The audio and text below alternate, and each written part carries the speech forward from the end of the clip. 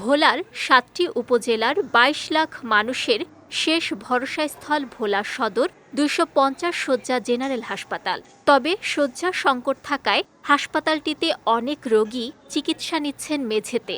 এতে ভোগান্তিতে পড়েছেন তারা।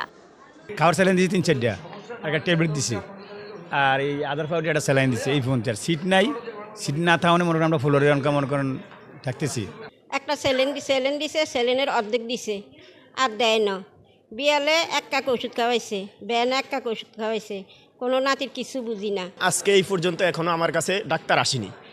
দ্বিতীয় নার্সে করে একটা স্যালাইন দিয়ে গেছে, তারপরে আরেকটা স্যালাইনের জন্য আমি অনেক রিকোয়েস্ট করছি, তারা কিন্তু স্যালাইন দিতেছে না। এদিকের অবস্থা কি, ফ্যানের অবস্থা কি, মেডিকেলের অবস্থাটা কি, যা করুণ কাহিনী।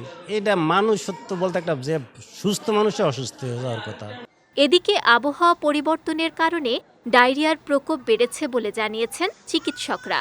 এছাড়া সীমাবদ্ধতা থাকলেও রোগীদের সাধ্যমতো চিকিৎসা সেবা দেওয়ার চেষ্টা করা হচ্ছে বলে জানালেন এ চিকিৎসক।